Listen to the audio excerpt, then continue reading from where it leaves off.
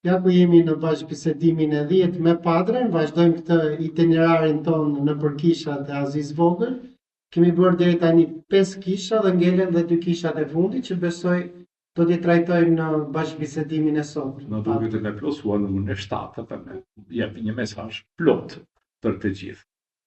Lexojmë nga kapitulli 3, rrestat 7 deri në 13, mesazhin drejtuar kishën e Filadelfisë. Engjëllit të kishës në Filadelfi shkruaj: Kështu thot i shenjti, i vërteti, ai që ka çelësin e Davidit, ai që hap e askush nuk mund ta mbyll, ai që mbyll e askush nuk mund të hap. I njoh veprat e tua, e di që nuk ke shumë fuqi. Megjithatë e ke zbatuar fjalën time dhe nuk e ke mohuar emrin tim. Ja te kam vënë para teje një derë të hapur, që askush nuk mund ta mbyll. Ja, se çdo t'ju boj atyre nga sinagoga e Satanit, që thonë se janë judej, por nuk janë dhe gënjejnë. Do t'i bëj të vinë e të bie në gjunjë para këmbëve të tua, që ta marrin vesh se unë të kam dashur. Ti e ke zbatuar fjalën time dhe ke bërë durim. Prandaj dhe unë do të ruaj nga sprova e ardhshme që do të vijë mbi gjithë botën për të sprovuar banorët e tokës. Po vi shpejt. Mbaj fort ato që ke, që askush mos të ta rrëmbej kurorën. Atë që fiton do ta bëj shtyllë në tempullin e Perëndisë tim, dhe ai nuk do të dalë kurrë jashtë tij. Në të do të shkruaj emrin e Perëndisë tim dhe emrin e qytetit të Perëndisë tim, të Jeruzalemit të ri, që zbret prej qiellit nga Perëndia im. Do të shkruaj dhe emrin tim të ri. Kush ka vesh, le të dëgjoj çfarë u thot kishave shpirti. Filadelfia, një emër me origjinë greke që tregon mikësia ose dashuria vllazërore. Adelfosa është vllau, Fileo është mikësia, dashuria miqësore. Është një emër shumë përhapur në periudhë helenistike. E tregon edhe origjina e qytetit lidhur shumë për të periudhë e që kalon nga periudha helenistike në periudha romake në një vazhdueshmëri shumë gjatë. Kjo kisha është një qytet që sot quhet, nuk e dini që shqiptoj mirë në turqisht, Ala Shehir, që është 60 kilometër në jug të Sardit. Është themeluar në kohën e Aleksandri i Madh, të pasazhëve të tij, e vazhdojnë me zhvilluar në mënyrë fuqishme edhe në mas sundimi romak. Ka qenë një ndër qendrat më aktive e promovimi e kultit perandorak që u themelua fuqishëm nga Domiciani, si kemi parë edhe në hyrje në pjesën e parë e librit që kemi komentuar. Akoma nën perandoria e Karakades, 198 deri në 217, më tha jemi më vonë, mas përfundimi i librit të zbulesis me avonshme, kjo Filadelfia ka fituar një privilegj. E çfarë ishte privilegj? Me qenë Sevilla e një tempull kushtuar perandorit, Karakades. Si ishte rinjosur edhe jo vetëm në shekullin e parë, në kohën e Domicianit, por edhe në shekullin e dytë. Do të thënë se shpirti e asaj qyteti ishte shumë rinjosur në këtë dimensionet fetare lidhur me kulti perandorak e kulti në përgjithësi në politeizëm. e atë kuptojnë edhe mesazhet e fuqia, insistenca që kemi mbi ta tematike nga ana e Gjonit ose autorit i zbulesës. Krishti, si kemi pa edhe në raste të tjera, tani paraqitet me disa tituj edhe këta shumë rëndësishme. Ai paraqitet si i scienti e i vërteti. I scienti e i vërteti. Allora, scienteria e vërteta në dimension hynore janë pikërisht qelësitë veçantë që tregon dimensionin mbi natyror e ai që flet. Më tha, jemi duke vazhduar me një kristologji që tregon preardhja hynore e Krishtit, që asta patjetër çengji që u fliuar historikisht në misterit e Pashkëve, në kryqë, por është diçka më tepër se një profet, diçka më tepër se një mesia davidik, është në vërtetë një figurë hynore, një person hynore që realizon shpëtimin e botës. Dhe që ka qelësin e Davidit. Qelësin e Davidit e tregon pikërisht edhe aspekti që ai që realizon pritje mesionike e Izraelit, që nga shtëpia e Davidit isi të pritur ardhja e Mesisë e Krishti, paraqiten në Ungjili, sidomos insiston në këtë aspekt në veçantë Ungjilin e Mateut, kjo lidhje nga shtëpia e Davidit dhe nëpërmjet Jozefi për shkak të këtë Jezusi. Por nuk ka vetëm diçka gjenetike, por ajo misioni shpëtimtare që ishte lidhur me figurën e Davidit, që themelon mbretëria fatikisht e është shpëtimtari i popullit, transmetohet për një mbretëri tjetër, një dimension tjetër, Krishtit. Tu jemi më shumë në një shikim teologjik, jo vetëm genealogjik. Edhe shprehjet që janë përdorur këtu janë citimet drejt për drejt nga Isaia profet, kapitulli 22, rreth 22, pikërisht thohet ai që hape askush mund të mbyll, ai që mbyll askush mund të hap. Që pushteti të qelsave, ai që mbajt qelsat, është ai që zotënon shtëpia. Ishte ministri kryesor e një mbretë, ishte ai që mbajti qelsa e shtëpi mbretërore. Por duhet me kujtuar një fakt interesant, se qelsat ata shtëpisë nuk janë si qelsat tona që futen në xhep, po ka qenë disa shumë e madhe, disa mekanitë shumë e madhe që mbajtë ashtu në shpatullat, ose si një shkepët i madh, tregonte një instrumente fuqishme që tregonte në mënyrë shumë me një pamje shumë konkrete çfarë është fuqia për me mbyll e për me hap. D'accordo? Për të arsye figura e Mesisë është ai që mbyll e hap, është ai që ka zotëria mbi çka?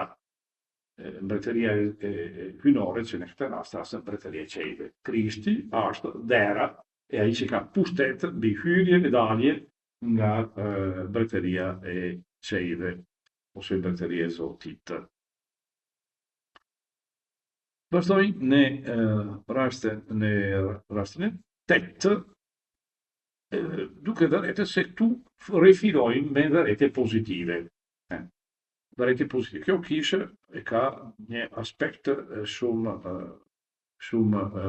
pozitiv, edhe nëse është një kishë e vogël për dimensionet, ndoshta për fuqi, as krejt kund ndryshe nga kisha tjetër që kemi dëgjuar përpara, që ishte një pamje shumë e gjallë, shumë e bukur, shumë tërheqëse, por pa substancë.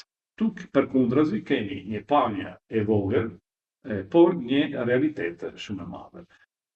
Për të arsye kuptohet se çka Zoti, Gjonin e me të Zoti vlerëson, nuk është dimensionet, nuk është numri, nuk është fuqia që tregote ose çfarë lloj pushtet, o influencë, por vërteta. Edhe pak njerëz janë një farmë tepër rëndësishme që tregojnë e që dëshmojnë më mirë veprën e Zotit se diçka me një pamje jashtme E fuqishme. tregon vetë vargu pater ku e ka dhe fuqinë. Megjithatë ke zbatuar fjalën time dhe nuk e ke mohuar emrin tim. Megjithëse duke e vogël, por këtu është fuqia. Po, kjo është fuqia e një dëshmi sinqertë, jo vetëm asy formale ose superficiore. Edhe fakti që këtu flitet për një fakti që Zoti e ka dhënë një dera e hapur. Çfarë është kjo dera e hapur? Lidhur me fakti që ai që hap e që mbyll. Këtu na spostojnë në një dimension tjetër, edhe këtu kemi një metaforë për çka i përket misionit. Do të thënë, kjo është një kishe e vogël, por shumë misionare. Sepse autori i misionit kuptohet se nuk janë antarët e kishë. Autori i misionit është vetëm Krishti, është ai që hap e mbyll. Por tani thohet, ja te kanë vënë para teje unë, që kanë fuqia të qelsave, te kanë vënë para teje një derë e hapur, që askush nuk mund ta mbyll. Vetëm u hap e mbyll. Do të thënë, ki kujdes, jeni një situatë e vështirë, qytet e vështirë, qytet me shumë aspekte të lidhur me këta kultet që kundërshtojnë feja biblike edhe feja kristane, por ki kujdes, sepse këtu ka një derë hapur për një misionin madhe. Kjo kishe e vogël është shumë misionare, e kjo është aspekt ma pozitive, edhe nëse ajo sot vështërsi dhe persekutimet. E shikojmë njerë një formë persekutimi që karakterizon jetë e kishës në koha apostolike. Ja se do t'y baj atyre nga sinagoge e satanit, që thonë se janë judenj, por nuk janë legenjenj. Fjala është kjo.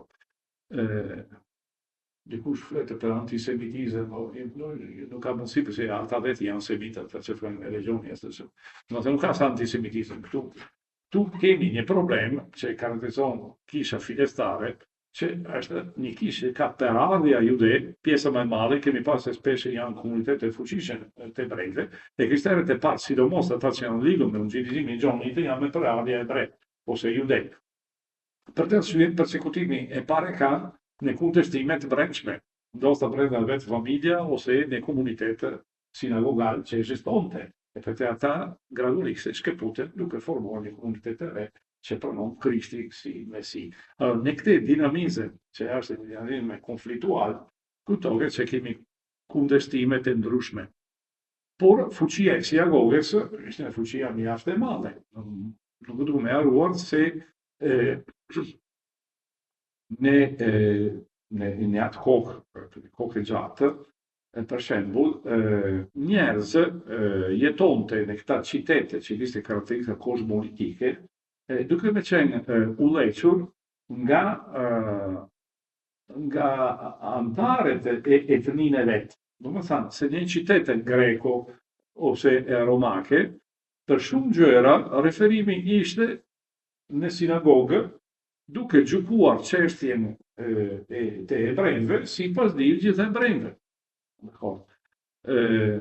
Jo në këtë kohë, por përpara, për shembull, Sinedri e Jeruzalemit e kishi autoritet mbi të gjithë judet e perandorisë. Edhe krishterë, dhe judet e krishterë. Ata nuk bante një ndarje, se pjesa më e madhe të krishterëve në fillim ishte tamam me origjinë jude e hebre. Çfarë mendova patër, atëherë kisha fidestare ka pasur të njëjtin problem me të krishterët e devijuar, por dhe me judejt e devijuar, sepse thotë janë judej, thonë janë judej, por nuk janë judej. Çfarë kupton? Allora, kjo ata krishterë fidestarë si e shempani vetë, nuk kanë menduar se janë duke themeluar një fe e ndryshme. Ose një komunitet që ka një origjinë krejt të shkëput. Jo, ata mendojnë se janë trashëgimtare e vërtetë të fesë judeike. Po, pari, duke pranuar Krishti, e shkollën në plotësinë e fesë. që është me pranuar Mesia i vërtet që plotëson premtimet e profetëve. Nuk është se mendon se mendon se është zhvillimi i njëjtit pemë në mënyrë shnosh. Dakor, nuk është duke menduar se janë duke mbjell një pemë e re. Thon thjesht, judei vërtet është ai që pranon Krishtin si Mesia. Ai është judei vërtet. Ata mendojnë se janë të vërtetë, janë shumë besnikë ndaj ligjit e Mojsiut. Po kjo nuk mjafton më. Nëse ti nuk pranon Krishtin. Dakor, kjo është kuptimi. Për të arsye, në fund ne jemi trashëgimtarë vërtet të profetëve nëpërmjet Jezu Krishtit. Edhe të kuptojnë shprehin me çfarë kuptim duke me lexuar e me kontekstualizuar. Atëherë, ne këtë për të flitet edhe në mënyrë negative, ka polemika, në këtë momente kemi shumë përplasje ndaj komuniteteve parë dhe sinagogat komunitetet që jetonte në njëjtin qytet, për arsye polemika thonë janë sinagoga e satanit. Ata mendojnë se janë sinagoga e hyjtë, do të thonë një asemble që nderon hyj vërtetën, po për arsye që kundërshtojnë Krishtin, kundërshtojnë ata që ndjekin, janë duke punuar për satanin, jo për hyjin. Patjetër jemi në kontekst polemik. Është një shprehje ashtu që më menduar se në sinagoga praktikohet satanizmi o gjëra të tjera. Më shkon mendja tash në Kosovë, po don diçka e çuditshme. Katolikët aty nuk kanë pasur probleme polemika me muslimanët, mirë po ndodh një kthim i ca muslimanëve katolik. Këto po kanë polemika me muslimanët, këto katolikët e kthyer. Katolikët tradicional nuk kanë, kurse këto të kthyerit po kanë polemika. Janë situata se ripresin në forma të ndryshme e kanë disa dinamizme që janë përbashkët. Në rrethën e 11, atëherë kemi disa parashikimet që janë si qortimet pozitive. Ti ke zbatuar fjalën time, këtu kemi një fjalën time, do të thënë, je brenda ajo që është predikimi të apostujve që themelon feja autentike në Jezu Krishtin. E për të arsye, prandaj, unë të ruaj nga provat e ardhshme. Çfarë është mbrojtja e kishës besnikëri ndaj fjalës së Krishtit. Ose fjalët që Krishti si na vjen nëpërmjet predikimit të apostujve. Provat do të jenë, po ti ke edhe vaksinat, je vaksinuar. Këto prova fal pranimi sinqert e fjalës së Zotit. Unë do të vinë shpejt. Insistenza kemi thënë, po tu ripërsërihet, fakti që insistenca mbi temë e tematika e ardhmit të shpejt të Krishtit, përveç fakti që ishte një realitet në brezën e parë të Krishterës e shumë gjallë, kjo aspekt, por e ka vlerë pavarësisht nga realizimi kronologjik historike që shpejt, do më thamë, mas pak vitet, mas 2000 vjetë jemi akoma këtu, por në gjuhën apokaliptike ka një ngjyrë veçantë. Është me insistu për fakti që nuk duket me vonuar në merr një vendim definitiv për Jezu Krishtin, ose për me thy nga rrugët e gabuara. Do të thënë sa më shpejt, sepse ai vjen shpejt. Nuk ka arsye për me bë kompromisat, duke me qenë shumë shpejtë në pranimin e plotë. Padre, unë kam gjuhë disa herë besimtarë që thonë ne të krishterët sprovohemi më shumë duket. Po këtu thotë do sprovohen gjithë banorët e tokës, po ai që thëti si krishter ti kalon sprovat si i vaksinuar. Po nuk është se ne kemi më shumë sprova, po duhet kemi më shumë sprova. Duket si Jo, gjithë jemi provuar, por në mënyrë të ndryshme, në faza të ndryshme, por mendoj se jemi një organizëm kompleks, me të cili gjithmonë, nëse ka gjymtyre që gëzojnë paqe, gëzojnë mirëqenie, ka gjymtyre tjetër që janë duke pësuar plotësisht persekutimet ose vështirësi materiale ose edhe fetare në çdo lloj. Atëherë tregojnë mundësi që jemi në vërtet trupi i Krishtit që mbajnë edhe ata gjymtyre të dobta ose që janë në provë. Këtu kemi një shprehje tjetër interesante që mbaron kjo qortim, mbaj fort ato që ke. Që është tradita që ke, do të thënë, kujtimi e predikimi fidestar, që askush të mos rrëmbej kuroren. Çfarë kurore? Kurora është çmimi përfunditar, një figurat që e gjejmë barabartë në tekste ndryshme e zbulesës, por edhe në shkrimet e shëmpaqës. Do të thënë, ishin tematike shumë të rapur në ambientin e që janë përdor në katekezi fidestare.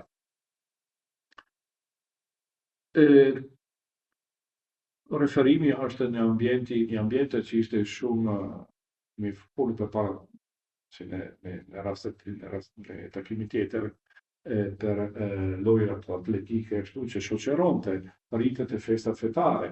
Për të arsye kemi një korrespondencë për çka është një ecje në Kurora atletëve transformohet edhe një garë që ka vështirësi, lodhje e tjerë, sakrificë ashtu e që është shpërblimi përfunditar simbolizuar nga kurorat, që ishte një kuror me gjefa zakonisht, ose dafinat, ose lisit, ose si mirëto, do të thënë, sipas specialiteteve, sipas llojit të kulteve që ishin praktikuar në çatë llojet atletike. Nëse ishin në ndër të Zeusi, për shembull, atëherë kurori ishin me lis, gjefa lisit. Nëse ishin në ndër të Apolit, do të jetë me dafinjas, po jetë. ai që fiton do ta bëj shtyllë në tempullin e Perëndisë tim, shtyllë në Shtyllat. Atëherë ne besoj se të gjithë keni parasysh si ishin ndërtesat të tempullit grek romak. Gjana ma dukshme që ishte shtyllat, që ishte rrethuar nga shtyllat faktikisht. Bile vine në fasad, po shpesh rreth. Mendoni për Parthenonin e Athinës, ashtu, do të thënë, me shoqërua idea e një tempull romak, grek-romak, me shtyllat ishte diçka automatike.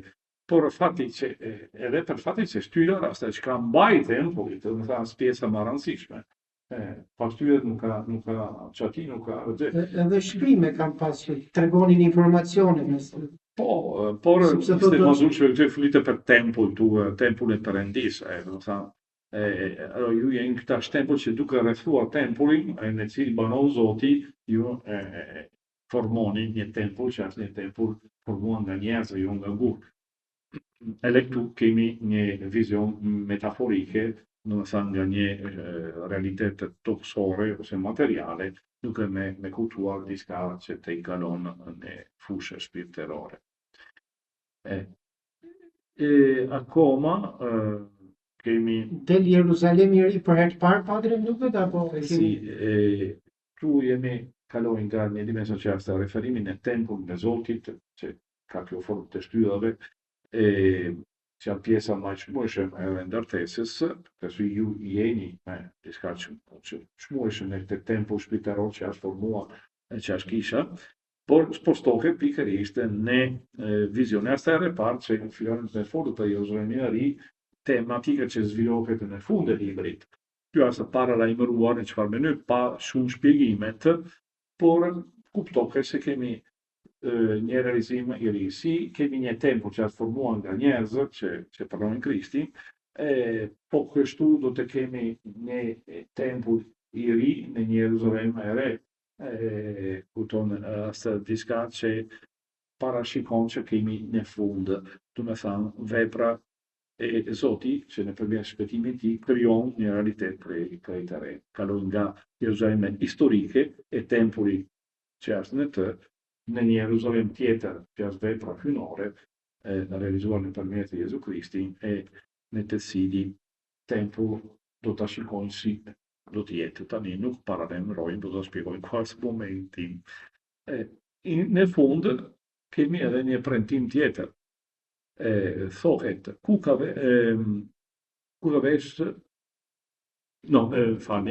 jemi pjesë e dytë e rreste 12, do të shkruaj emrin e Perëndisë tim në të. këtë tempullit. Allora, me shkruar emri. Emri kemi kuptuar se nuk është thjesht një etiketë, por është eksencë e një persone. Do të thënë, emri i Zotit është vetë Zoti. Hebrejtë, kur referohen Zotit, thoi emri. E nuk thohet çfarë është emri tamam. Referohet emri është ai, Hashem, është trehja hebraike. Për të arsye në emrin ka kjo esenca personale e hyjnisë me pushtetin e tij. Allora, fakti se ky emër është i shkruar mbi shtyllat që formojnë tempullin, thotë se ata që janë duke ndjekur Jezusin në këtë formë, janë vërtet i përkasin plotësisht Zotit dhe realitet që ai ndërton nëpërmjet Jezusit. Emri i ri, kemi folur për Jeruzalem e ri, kemi emri i ri.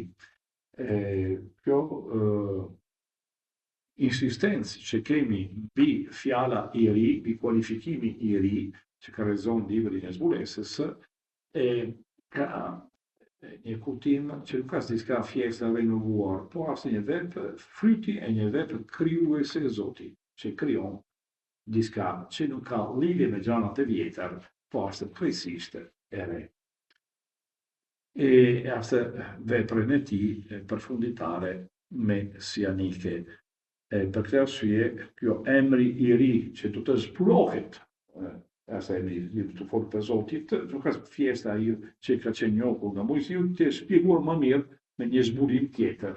E do të jetë shkruar në këtë tempull që është kisha, faktikisht, kuptohet se referohet për realitet e kishës, domethënë komunitet e besimtarëve në Jezu Krishtin. E në fund mbaroj edhe një herë, ku ka vesh dhe të dëgjoj.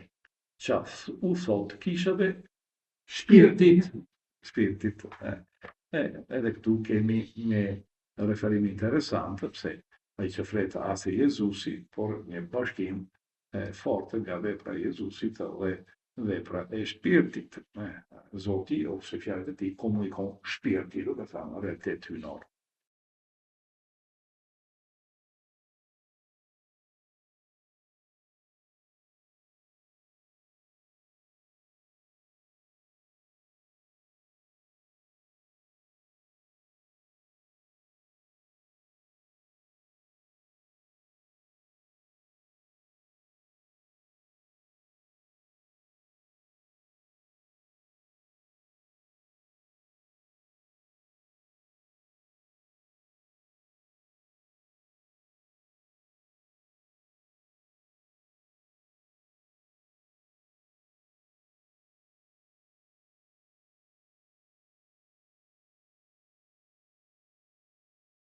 Atëherë vazhdojmë dhe me kishën e Laodicesë dhe e plotësojmë dhe ne këtë numrin 7, numrin e plotësisë. Pra kisha 7, kisha e Laodicesë.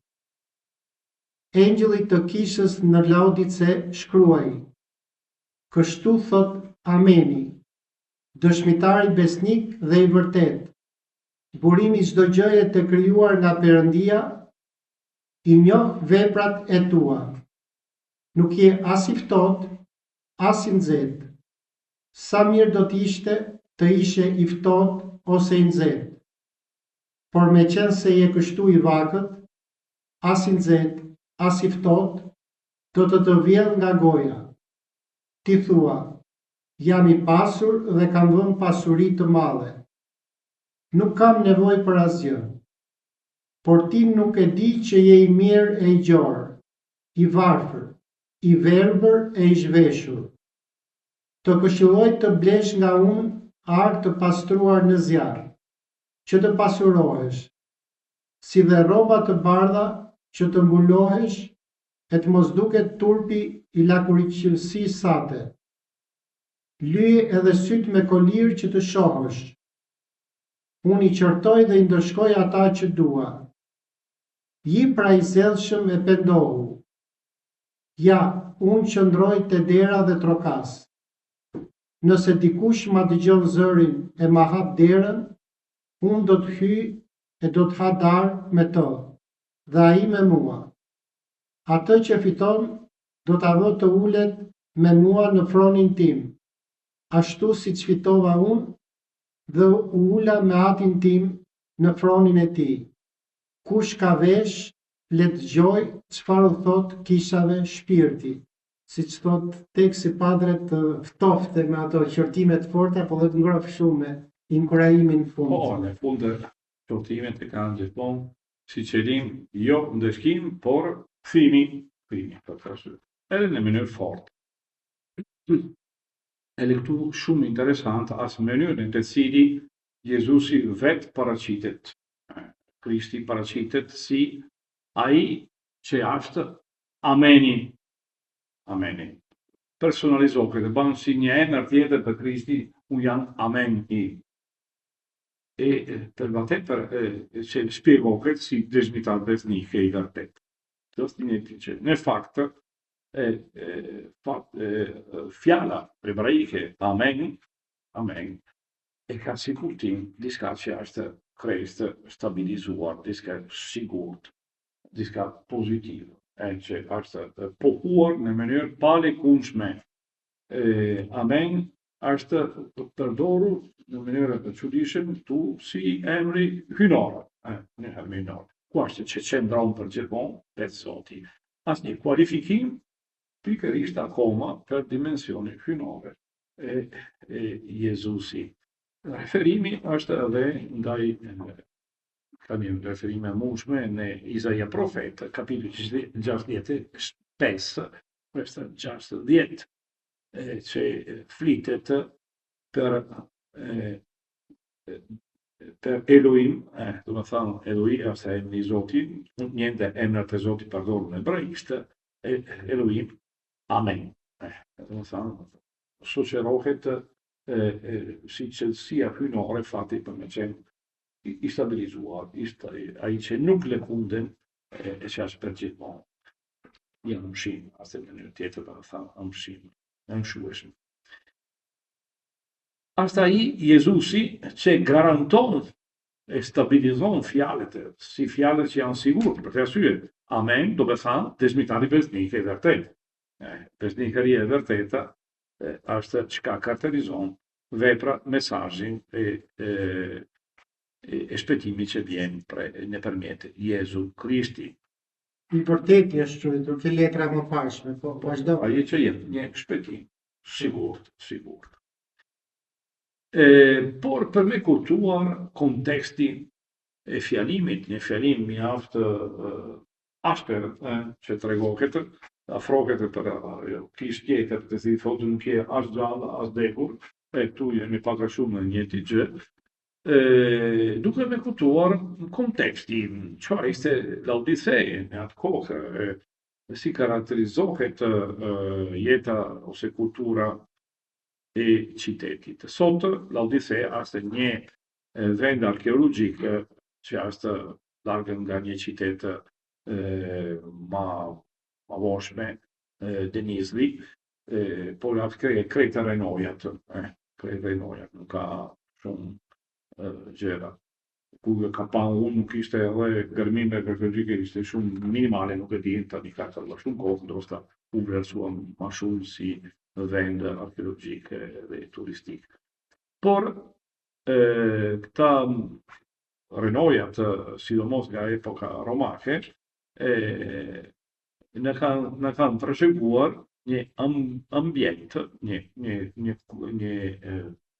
një kult, dhe me thënë një tempull, që ishte kushtuar kultit për andorakë, edhe këtu në këtë rast. Do kuptojmë që gjëra që kemi thotë në fillim, si shpesh referimet që kemi një film misterioze, referuar për pushteti, satani, gjërat e tilla, në fund kanë gjithmonë si sfond kjo kult për andorakë që kundërshton mbretëria e Zotit. Kjo tempull që kishte emër Sebastion, do thënë imperial, për andorakë, do thënë, ishte themeluar edhe zhvilluar sidomos në kokën e Karakave, se as më njëherë mas masë Libri i zbulesës. e zbulesës, po, në shekullin e dytë.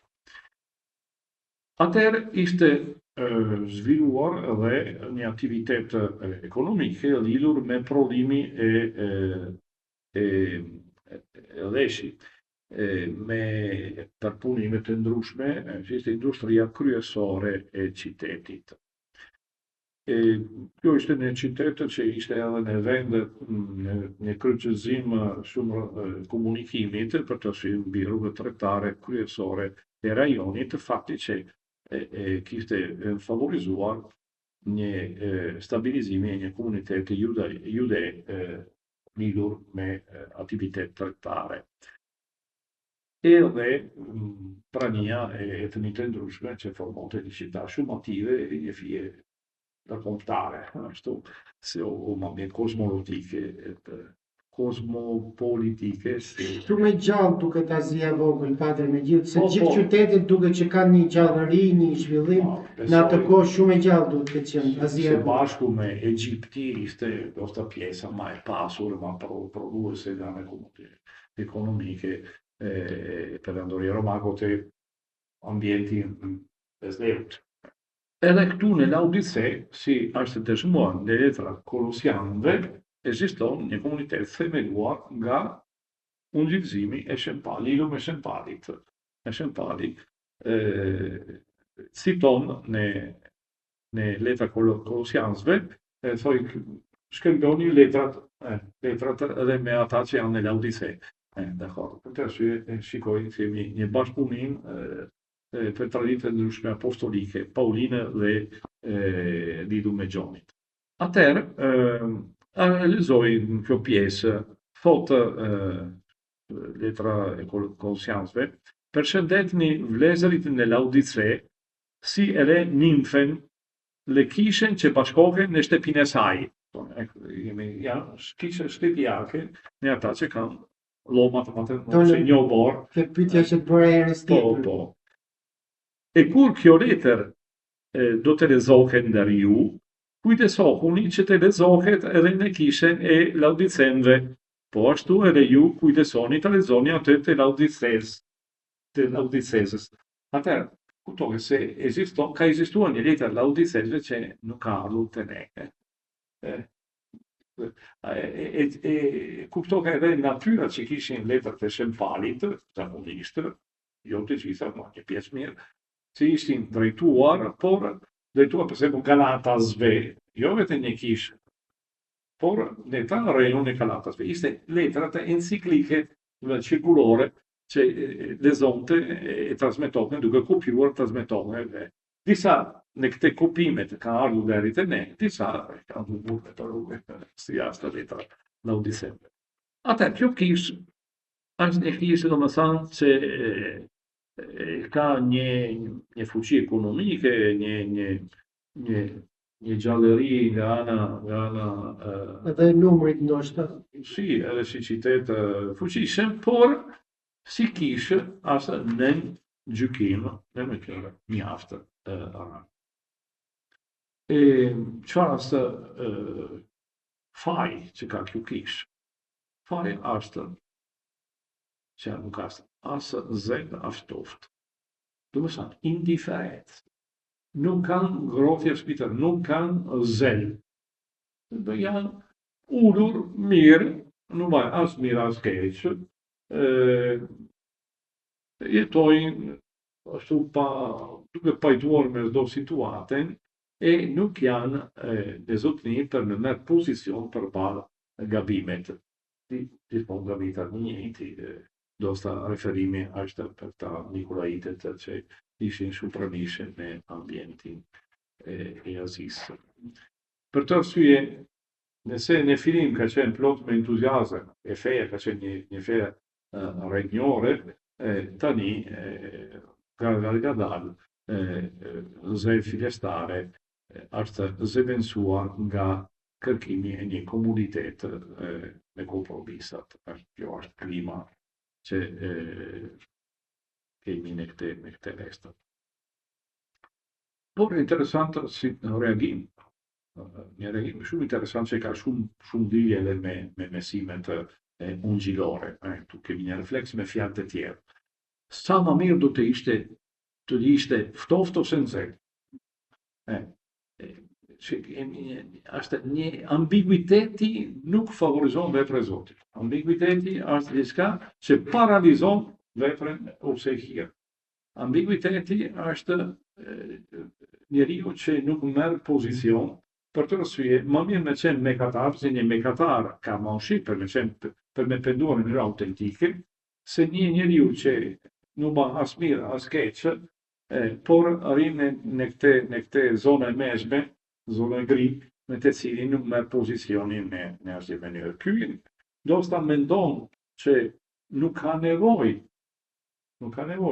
Për të arsye, më mirë një mekatar që ka kjaft me katërt e veta që mendon që ka nevojë. Është ai tipiku nuk bëj keq. Po. Ose jam në rregull. Ja, si shumë njerëz që vjen edhe në festor dhe thanë, unë nuk kam vra, nuk kam vjet, nuk kam figurore, që kam ba, nuk kam argjë. Po, që ke për mirë që ke ba. Vete nuk ke evituar disa gjëra shumë negative, por që ke ba, që ke ndërtuar. Do me thënë se ka gjepon me ndërtuar diçka pozitive, nuk mjafton me qenë neutral. Duke me pozicione në mënyrë aktive. Dënimi që vjen nga goja e Krishtit është shumë e fortë, shumë e fortë. Ai që është amen, ai që është qëndrueshme, që nuk toleron dikush që do të thonë amen me gojë, por nuk pranon me fakt në jetën e vetë një qëndrueshmëri në fe, por është gjithmonë me ambiguitet dhe lidhur me kompromisat. E në fakt, çfarë është hipokrizi që kanë edhe ata maçka që demashkon fjalët e Krishtit? Ti thua, janë i pasur, kemi dëgjuar, ndoshta janë pasur nga ana materiale, ndryshe nga kjo kishë e vogël që kemi dëgjuar përpara, që ishte e vogël dhe ndoshta e varfër, por shumë hapur nga misioni. Kjo thot, janë i pasur, e kanë pasurinë e madhe, nuk kanë nevojë për asgjë. Kjo është situata e njeriu që ndoshta nga një situata ekonomike dhe materiale pozitive, mendon se, si thotë shpesh edhe populli tonë, nëse kanë shëndet e para, që më mungon? No, ta mungon pjesa më e madhe, me kuptuar pse jeton. Nuk kanë nevojë për asgjë. Fati që njeriu mendon edhe nga ana për pasurinë materiale që nuk ka nevojë për asgjë, na kupton se mendon se nuk ka nevojë as për Zotin, ose deri kur gjallë janë ashtu, mjaftojnë unë për vetë. Nëse mendon diçka, nëse humbje, një emergjenca, atëherë kërkojnë nga Zoti. Zoti është një çfarë lloji ndihmën e parë vetëm për emergjencat, por nuk ka kjo një marrëdhënie shnoshe me Zotin, si për shpirtin e besdidjes. Pra një mëkatar, padre, po thu ka më shumë ndoshta mundësinë që ta ndjejë atë nevojën e Zotit në një moment, sa një person që duket sikur i ka gjëra, është në rregull, është. Në fakt, çfarë thotë rrestën e pjesa e dytë e rresti 17. Vërteta është që ti mendon ashtu që je i pasur në këtë nevojë për asgjë, por unë ta shpjegoj se je i mirë, i zgjorë, i varfër, i verbër e i zhveshur. Do të thënë ta mungon çdo gjë, edhe efektet jetëkurishë. E për të arsye unë ta jep një këshill. Çfarë është këshilli që vjen, që është kthimi ndaj ungjillizimit i parë në feja fidestare, që du të blesh nga unë, jo nga dikush tjetër, arë të pastruar me zjarë. E këtu janë referime për situata ekonomike shumë pranishe në atë vend. Një vërejtje veçantë është fakti që çka këshillon edhe Jezusi Krishti. Jo vetëm ari i kuluar, por edhe rroba të bardha është një shtesë për me riveshur me pektat e pallëzimit, do të thënë me kthy mbrapa në filimin e fesë autentike. Në fund të lyje edhe sytë me koliri që të shohesh pse je verbër. Atëherë një ndër aktivitet që ishte karakterizonte qyteti e Laodicesë ishte pikërisht farmakologji. Do të thënë, ishte një vend të si vinte substanca ilaçe të bardha nga shumë vendet, ishte një tregu i pasur edhe me këte materiale. Për të arsye, kjo referim për me kërkua kolirin, do të thënë ilaçe për sytë, nuk është vetëm një abstrakt. Është prapë një metafora për që fletë pikërisht për diçka që karakterizon jeta e komunitetit në atë qytet. Po e thotë vargu mos i për shumë qartë, pamjet nuk shikon, ai e shikon vetëm të pasur, po Zoti e shikon shumë të varfër. Ai e ka pamjen shumë të gabuar. Më interesante sa ti ke për me bler prej meje. Jo në tregu. Tregu ti gjem si ilaçet për sytë nga fizike, pasi për me shëruar kjo situatën tënde shpirtërore ose mundi e rënd që ke, ti ke për bler prej meje, do të thënë shko në burimin e fjalës që jepet feja e vërtet. Në fund kemi një shprehje tepër bukur që ka Jehona shumë në librat e udhëtisë. Unë qortoj dhe i ndeskoj ata që dua. Kemi edhe në Ungjil disa shprehje të tilla.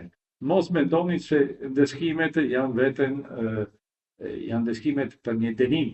Jo, përpara dënimi vjen qortimi e vjen korrigjimi, që disa herë ka edhe mënyra të forta.